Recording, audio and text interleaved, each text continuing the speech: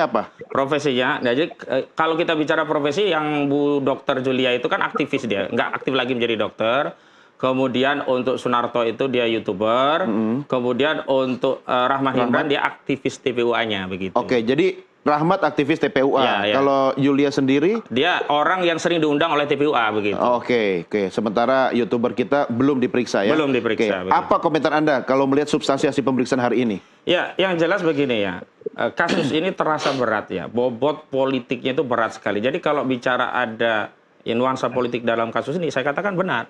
Tetapi politik yang dimaksud bukan politik orang besar yang ingin RI 2 berganti, bukan ya. Saya luruskan bahwa ada kekuatan dari orang yang secara de jure itu sudah tidak berkuasa, tetapi secara de facto masih menguasai institusi hukum kita, terutama institusi kepolisian.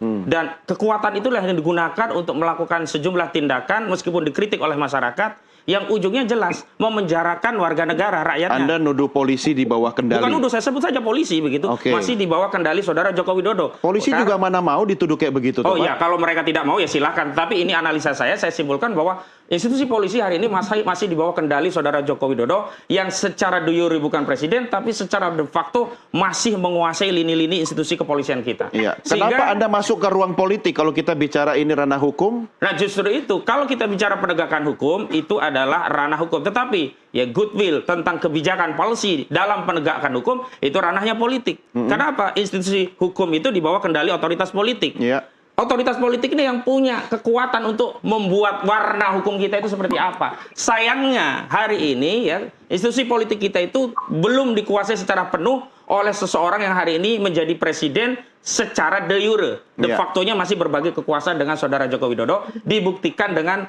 kasus ini semestinya tidak perlu atau tidak bisa naik ke penyidikan. Karena jelas ini kan terkait dengan penyelenggaraan kebebasan bernegara dalam konteks menyampaikan pendapat di muka umum. Lalu kritik itu dinarasikan sebagai kejahatan. Setelah dinarasikan sebagai kejahatan, fitnah, pencemaran, keroyoklah ini ya anggota-anggota kubu Jokowi ini membuat laporan banyak-banyak keroyokan ini gitu loh. Dan kalau mereka mengatakan akan jadi tersangka, ya wajar mereka sudah menakar bahwa entitas institusi Polri masih di dalam kendali mereka dan kemudian mereka berani menyatakan ujungnya adalah tersangka, ujungnya terpidana. Walaupun dalam proses hukum dalam penyidikan berhenti karena tidak ditemukan alat bukti itu biasa. Buktinya ada SP3. Itu bisa terjadi kan? Itu bisa terjadi. Tapi kan masih proses. Ketika ada prejudis yang tadi dikatakan akan ada tersangka dan seterusnya, lah kami kemudian mengaitkan dengan apa yang kami rasakan di lapangan. Oh wajar. Tapi belum.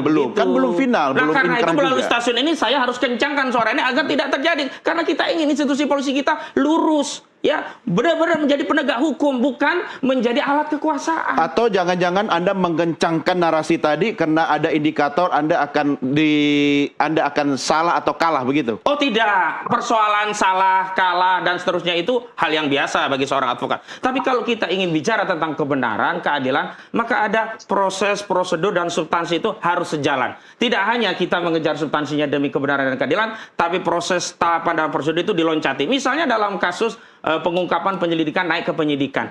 Kan sudah ada proses gelar perkara khusus di Barreskrim, hasilnya belum keluar. Kok kenapa ini tiba-tiba naik ke penyidikan? Padahal kalau kita bicara logika sederhana, tidak mungkin ada pencemaran dan fitnah ijazah palsu sebelum dibuktikan ijazah itu memang asli. Sementara kasus yang berkaitan dengan penyelidikan ijazah yang asli tadi dilaporkan palsu belum selesai. Tadi Ijazahnya dikatakan katanya disita. kan game over ya.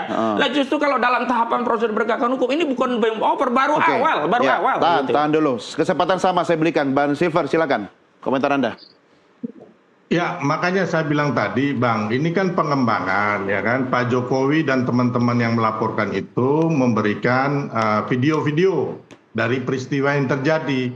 Nah, dari video-video itu tentunya penyidik, ya kan, melihat, oh ternyata ada yang ngomong begini, ya indikasinya mungkin fitnah atau pencemaran nama baik atau manipulasi undang-undang ITE lah, pengasutan lah. Makanya akhirnya ada nama-nama yang hari ini ya kan diperiksa juga sebagai saksi gitu loh. Jadi nggak ada Pak Jokowi juga melaporkan 3 nama ini, Yulia kah, Sunarko kah, Pak Jokowi juga nggak tahu, kami juga nggak tahu ya kan. Tapi itu kan kewenangan daripada proses penyidikan gitu loh. Tapi yang kemudian menurut Pak Jokowi yang dianggap mencemarkan nama baik beliau dan melakukan fitnah, siapa sih Bang Silver? Ya, kalau kita lihat sih ya Roy Suryo Rismond dan lain-lain ya yang benar-benar kita lihat indikasinya sangat kuat gitu loh. Tapi yang begini lagi, saya mau betulkan sedikit ya kan. Sebenarnya mereka ini menuduh ijazah orang palsu, makanya kalah terus. Kenapa? Mereka tidak mempunyai bukti ijazah yang asli ini, yang original ini mereka nggak pernah meneliti, ataupun ijazah palsu yang original. Yang diteliti Roy, makanya saya bilang sampai hari ini saya mengatakan bahwa penelitian dan pembuktian dari Roy CS ini kosong, nol besar. Kenapa? Yang diteliti itu adalah ijazah digital yang ada di media sosial. Yang itu belum tahu asli atau palsu, begitu? Dijadikan alat bukti gitu loh. Yang benar itu adalah ijazah asli yang sudah diteliti oleh Laboratorium Forensik Mabes Polri yang hasilnya identik dengan 3 ijazah asli teman Pak Jokowi. Terus yang lebih membingungkan lagi, tuduhan ijazah palsu ini pertama ditujukan kepada UGM. Berarti yang dipalsukan sebelum tahun 2005 ketika Pak Jokowi nyalon wali kota. Tiba-tiba muncul lagi tuduhan ijazah palsu oleh Pasar Pramuka tahun 2012. Jadi ini sama sekali kosong gitu loh, Bang Hosinuddin ya. Jadi Anda harus membuktikan, Anda yang mendalilkan, ya kan, kalian yang menuduh orang, kalian harus buktikan dulu gitu loh. Nggak bisa seenaknya kalian menuduh-nuduh orang, memfitnah orang gitu loh. Terus habis itu kalian harus minta Pak Jokowi itu menunjukkan ijazahnya. Saya katakan lagi, nggak ada satu produk unggulan satu produk undang-undang di Republik ini mengharuskan seseorang itu memberikan informasi pribadinya, nggak ada. Termasuk tokoh nasional seperti mantan presiden begitu. Oh, itu waktu menjabat sebagai penyelenggara negara. Sekarang Pak Jokowi sudah bukan penyelenggara negara. Terus mereka mengatakan bahwa Pak Jokowi di Danantara. Menurut Undang-Undang Kementerian BUMN yang baru, ya kan, penyelenggara BUMN itu bukan penyelenggara negara. Itu udah clear. Ya, jadi kembali lagi, tolong terangkan kepada teman-teman itu apabila mau menuduh orang harus ada bukti dulu. Termasuk tuduhan Bang Kozin, Bang Silver bahwa Presiden Jokowi adalah presiden de facto. Kita punya de jure dan de facto, begitu?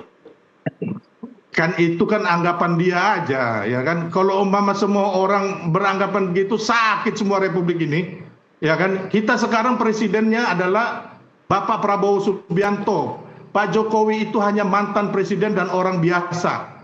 Intinya itulah, ya kan. Jadi kita jangan lagi menarasikan hal-hal yang menurut saya itu nggak benar gitu loh. Oke. Setelah pemeriksaan ini langkah selanjutnya apa? Sebentar, saya mau komentari. Saya sangat apresiasi kepada saudara Sylvester ini. Saya beri predikat Sylvester itu lebih kesatria. Berani sebut siapa sih yang mencemarkan itu, Roy Suryo, Rismond, dan yang lainnya. Padahal bukan dirinya yang dicemarkan. Ketimbang saudara Joko Widodo yang berlindung di balik melaporkan peristiwa tanpa menyebut nama. Itu yang pertama. Berlindung atau mungkin bagian dari strategi hukum?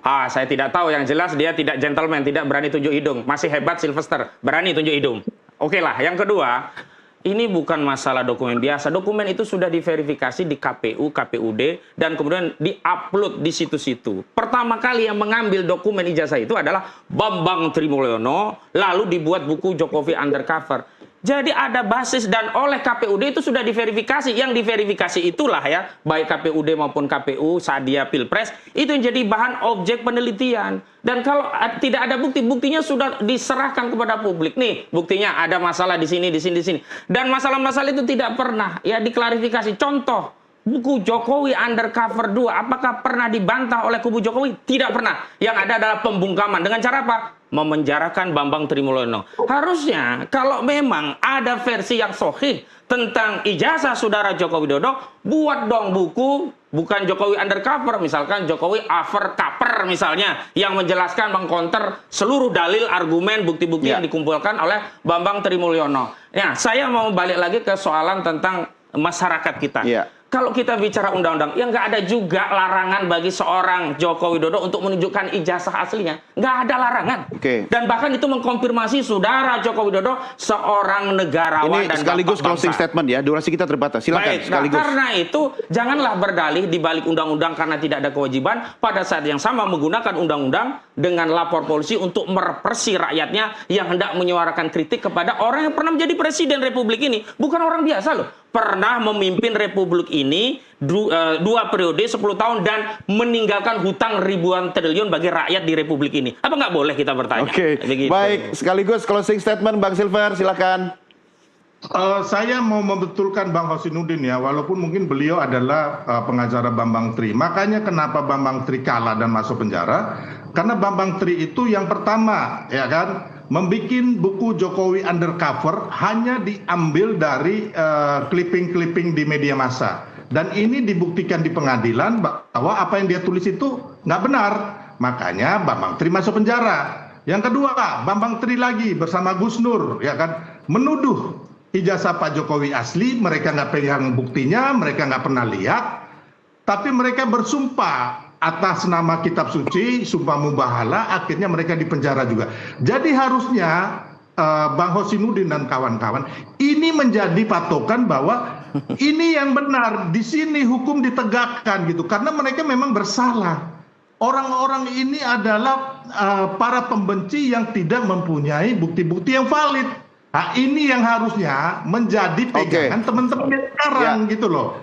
Intinya itu bahwa ini pun ya kan kejadian seperti Bambang Tri dan lain-lainnya akan kembali lagi terjadi ketika ada indikasi pidana pencemaran nama baik, penghasutan, kan terus ada penyalahgunaan undang-undang ITE. Ini pasti tanpa diintervensi siapapun, kita nggak perlu membayar Polda Metro atau siapapun mengintervensi Polda Metro.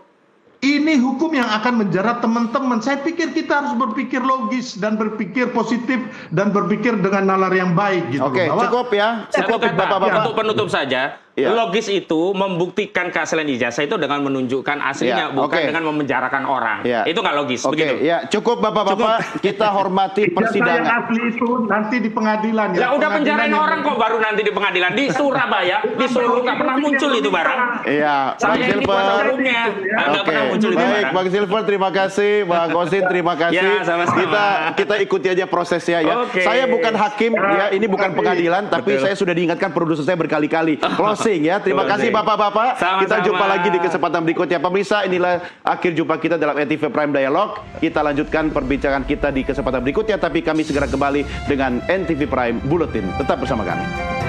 Thank you.